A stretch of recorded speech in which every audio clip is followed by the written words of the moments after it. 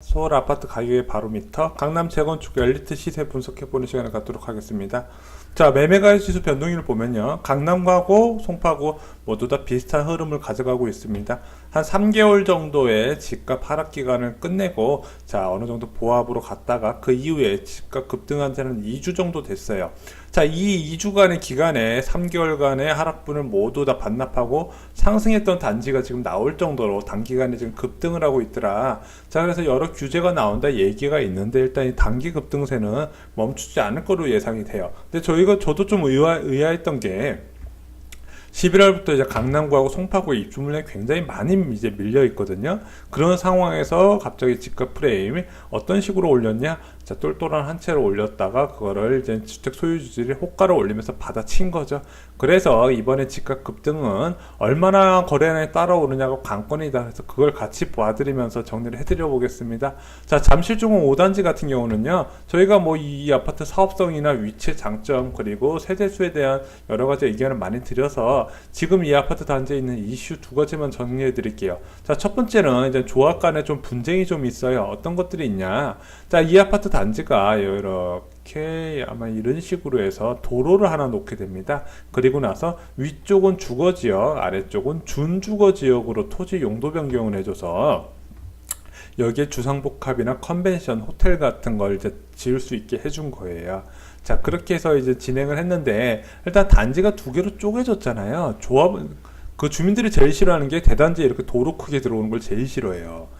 자, 그런데 이것 때문에 이제 주민들이 너무 조합에서 공공성을 많이 받아들여서 사업 추진을 하지 않았나, 지금 이런 거에 대한 이제 분쟁이 많이 있고요. 두 번째는 여기가 초등학교가 하나 있는데 이제 이게 도로 때문에 나눠지니까 위치도 그렇고 해서 초등학교를 좀 사이드로 빼려고 하다 보니까 이제 조합원들끼리, 학부모 조합원들이 반대를 하는 거죠. 멀다 이거죠. 예. 자, 그래서 이런 것에 대한 이제 간단한 이슈가 있는데, 그래도 사업은 그래도 좀 음마 아파트보다 약간 거의 뭐 같은 단계인데, 그나마 약간 좀 빠른 단계다. 자, 그런데 여기 이제 재건축 초과이익 환수제는 이제 각오를 해야 되는 부분이라서 추가 분담금, 게다가 사업성의 불확실성은 이제 예측하기가 좀 어려운 단계다. 그럼에도 불구하고 집값 많이 올랐어요. 자, 저희가 마지막 8월 7일날 조사했을 때 17억이었는데 최저 금매물가가 그 사이에 8일 만에 1억이 올랐습니다. 와, 그래도 아직까지 1월 고점은 못 따라잡았지만 2월 정도 시세는 거의 지금 따라잡았어요. 그럼 이게 제일 저렴할 때 16억 5천이었는데 1억 5천이 거의 한 달 만에 오른 거죠. 자, 그래서 워낙 단기적으로 급등을 하다 보니까 이게 거래량이 있을까? 근데 이게 집값 급등 전에도, 이 아파트가 급등 전에도 거래가 없었거든요. 그래서 거래가 꾸준히 이제 시세가 오르면서 거래가 있고 이런 식으로 오른 게 아니라 거래도 없이 그냥 계속 하락 구간이다 갑자기 팍 튀고 올라갔어요. 자, 그래서 제가 이번 급등은 언론하고 다주택자들을 만든 작전이라고 계속 표현하는 이유가, 이게 거래가 없이 이게 가격만 오르면 이게 뭐 작전주죠. 그래서 계속 누누이 말씀드리는 건데, 그럼 이걸 사람들이 사겠냐고요. 안 산다 이거죠. 그래서 지금 8일 정도의 거래 기간 동안에 등록된 실거래는 하나도 없어요. 자, 마지막으로 16억 4,500. 자, 이때 거래되고 나서, 자, 6월 이후에 한 건이 있는데, 6월 이후에 거래가 한 건이 있는데, 그거하고 현재 호가하고 18억 하니까 한 1억 5천 정도 차이가 나는 거죠. 이걸 어떤 바보가 들어가요? 안 들어가죠. 자, 이 18억만 해가지고 뭐 새 아파트 한 채 받는다 그럼 상관이 없는데, 여기에 재건축 초과이익 환수제에다가 조합원들 분담금까지 예상을 해야 되기 때문에 이건 무서워서 못 들어가는 거죠. 거래가 있으면 안 되는 상품이에요. 왜냐? 재건축 초과이익 환수제가 규모가 3억에서 4억으로 이제 발표가 났을 때 그 시세만큼 떨어졌었어야 되는데 대부분 재건축 아파트 단지가 안 떨어졌어요. 자, 두 번째, 대치동 음마아파트. 자, 여기 같은 경우는 지금 약간 호재가 있었던 게 7월부터 약간 좀 좋은 호재, 훈풍이 불었어요. 왜 불었냐? 1대1 재건축안이 나온 거예요. 자, 음마아파트 보시면요, 용적률이 204%로 150%대인 잠실중흥 5단지보다 확실히 사업성은 떨어지는 지역이에요. 그래서 여기는 재건축할 때 아무래도 건축비를 좀 조합원들이 분담을 감안을 하시고 추가 분담금을 감안하고 사업을 진행해야 되는 곳인데, 아시다시피 여기가 용적률을 뭐 260, 70, 80까지 올려야 돼. 거의 300% 가까이 올려야 그나마 일반 분양을 해서 건축비를 좀 충당을 하고 공공기여도 할 수 있는데, 요즘 분위기가 이렇게 음마아파트나 잠실주공 5단지처럼 재건축 상징하는 아파트 단지를 그렇게 쉽게 허가를 안 내줘요. 자꾸 기부를 요구를 하다 보니까 어떤 얘기가 나왔냐? 우리 어차피 용적률도 낮은데 일대일 재건축해버리자. 그래서 임대 아파트도 놓지 말고 공공기여도 하지 말자. 지금 이런 식으로 나온 거예요. 일단 그러면 사업 추진이 빨리 되겠네, 이런 기대감에 얘는 잠실주공 5단지하고 다르게 한 6월 말부터 거래가 꾸준히 있었어요.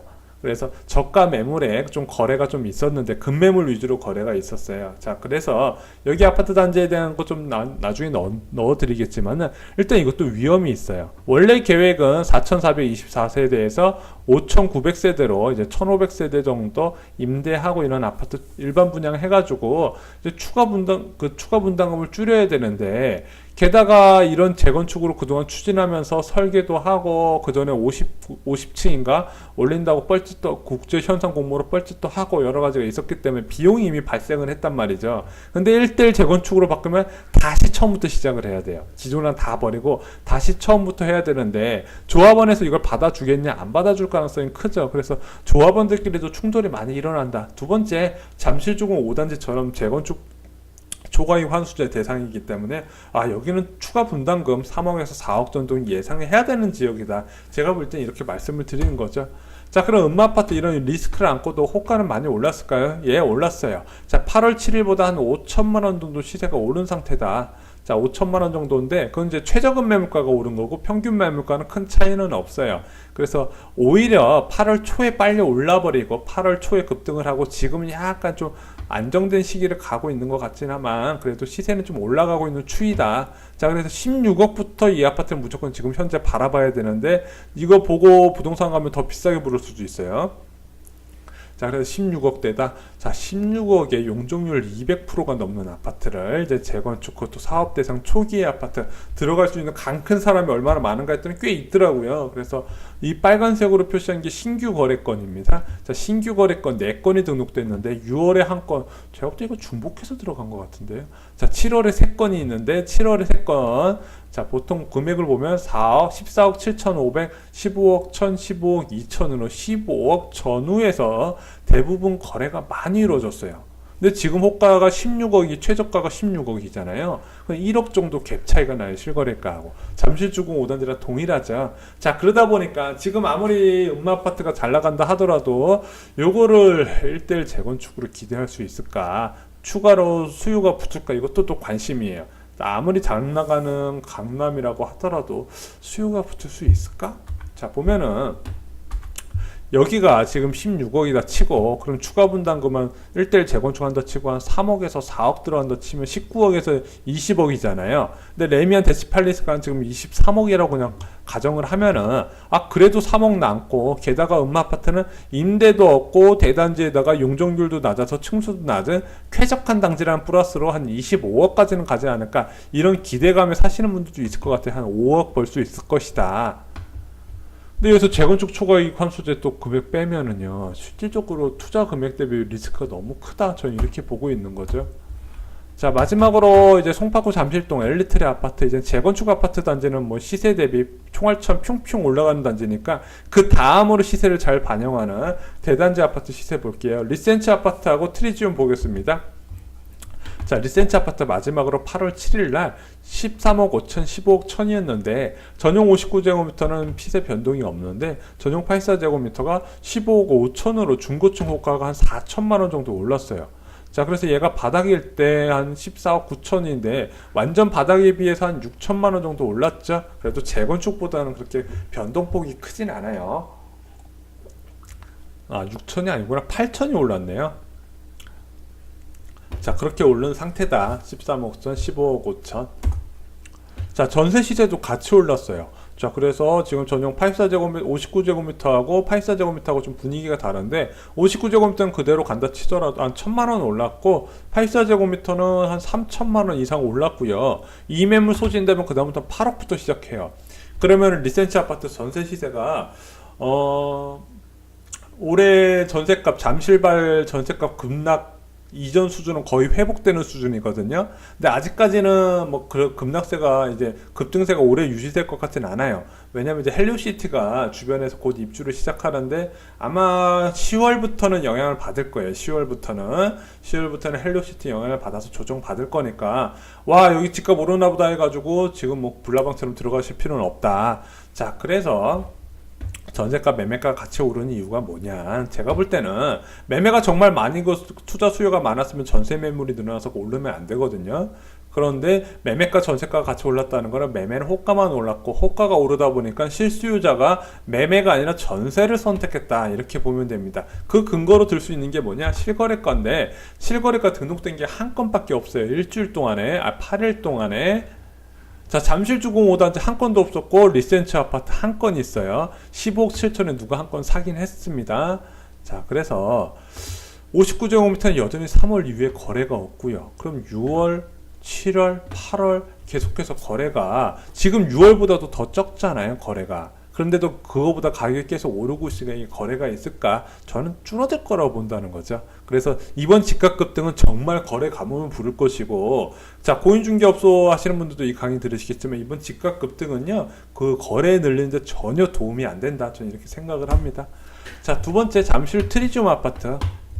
자, 8월 7일날 마지막 했을 때 13억인데 한 1천만원 정도 여기도 올랐고, 자, 전용 84제곱미터는 한 플러스 한 2천만원 정도 보면 될 것 같습니다. 리센츠 아파트보다 좀 덜 올랐죠. 좀 엘리트의 아파트 중에서 리센츠가 1등, 그 다음에 엘스, 트리지움 플러스 레이크 팰리스, 전 이렇게 보고 있습니다.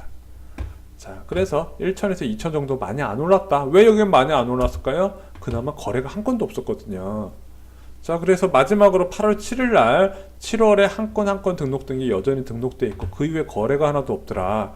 근데 여러분들 그래도 한 달에 한 건이라도 거래가 있네요 이렇게 생각하시면 되는데, 이 아파트 단지는 그렇게 보시면 안 돼요. 왜냐면 여기 규모가 3,100세대인데 한 달에 두 건이면은요 거의 공인중개업소 다 망해요.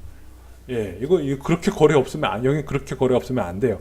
왜냐면 한 달에 두 건이면요, 보면은 한 달로 치면 24건인데 전체 거래량이 1%도 안 된다는 거 아니에요. 회전율이 안 된다는 거 아니에요. 그러니까 이거 비정상이라는 거예요. 사람들이 비싸서 못 들어간다.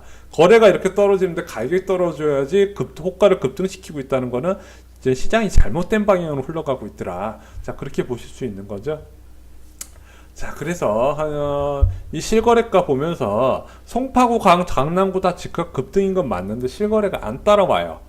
그리고 그나마 따라왔던 음마아파트도 걔도 이제 최저 급매물만 쏙쏙쏙쏙 거래가 된 거지. 자, 원래 호가가 오르면은 매물을 걷어들이는데 안 걷어들이고 던졌다는 거죠, 집주인들이. 그 차이가 있을 뿐이지 지금 거래가 없는 건 다 똑같다 보시면 돼요. 자, 그러면 이제 송파구 같은 경우는 지금 잠시랑 같이 급등하고 있는데 이게 얼마나 지금 거래가 보면 심각하냐. 자, 송파구 제가 말씀드린 9,332세대의 아파트 거래량이 일주일 동안 단 한 건이었어요. 일주일 아니죠. 8일 동안에 단 한 건이 있더라. 그걸 한 달로 치면 4건밖에 안 된다는 거 아니냐. 자, 이 9,332세대가 대단지 아파트, 가장 거래가 많았어야 되는 재건축 아파트 단지고요. 그리고 엘리트 대단지 아파트예요. 누구나 여기 들어가고 사고 싶어하고 들어가서 거주하고 싶어하는 아파트의 거래량이 일주일 동안 단 한 건이더라. 자, 그래서 지금 급등이 말이 안 된다는 게, 이 거래량이 이렇게 적은 상태에서 집값 오른다는 게 말이 되냐. 그래서 지금 급등은 저는 좋게 보지 않을 뿐더러 들어가실 필요도 없다. 저는 이렇게 생각을 해요. 자, 이상으로 쇼킹 부동산 마치겠습니다. 좋아요하고 구독, 그 다음에 같이 부동산의 주변에 부동산 관심 많으신 분들께